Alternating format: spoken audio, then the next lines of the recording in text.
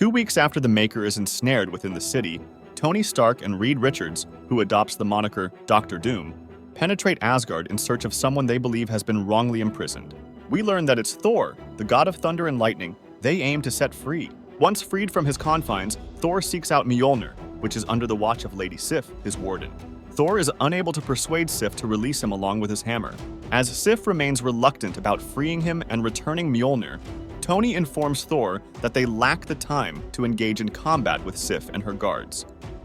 However, Thor asserts his determination to depart with his rightful possession. Summoning it in his characteristically grandiose style, he calls the hammer to his side. He then easily overcomes Sif and her accompanying guards. Wielding Mjolnir's abilities, Thor transports himself, Tony, Reed, and, inadvertently, Sif back to Earth. At Stark Tower, Tony and Reed detail for Thor and Sif the schemes of the Maker that warped their reality to his perverse design. They disclose to him that the Maker methodically eliminated their world's heroes by exploiting knowledge of the history of their Earth's champions, thus stripping away the circumstances and events necessary for their transformation into the figures they were destined to be. For instance, Thor was supposed to be the king of Asgard, but the Maker aided Loki in murdering Odin and usurping Thor's rightful heritage. Tony and Reed aim to rectify the situation and have recently retrieved the cryogenically preserved Captain America. They have resolved to delay his revival due to the severe risks involved. Thor and Sif pledge their support to the mission after being informed that Thor should have been the king of Asgard and not Loki, and that the Maker had ruined the future of many others. The quartet initiates their plan by penetrating the capital of Latveria to secure the various items or catalysts belonging to the heroes victimized by the Maker. After breaching the Maker's defenses, they discover numerous vaults, each containing roughly 100 of these catalysts.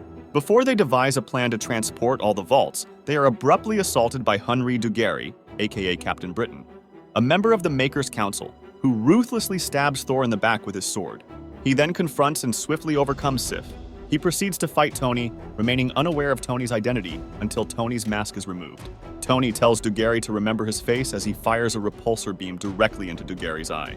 Thor, despite his severe injuries, teleports himself, his allies, and one of the vaults back to Stark Tower.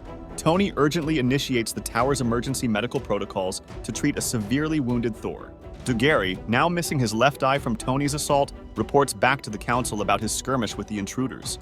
The Council views Tony's breach as a chance to seize control of the North American Union. They then manipulate an orbital platform developed by Stain Stark Industries to unleash a colossal energy beam targeting Stark Tower. Alerted in advance by the tower's systems, Tony and his team employ the Immortus engine to protect themselves. The energy beam strikes, annihilating the surrounding area in New York City.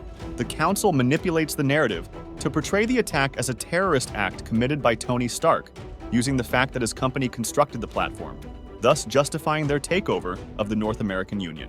1 week after the strike, the site of Stark Tower and adjacent buildings remains deserted. Media outlets report that thousands are missing, and the public is led to believe that the terrorist attack was orchestrated by Tony Stark, who is presumed dead from the explosion. A devastating incident caused by a teenage boy leaves many in the community bewildered, pondering his motives.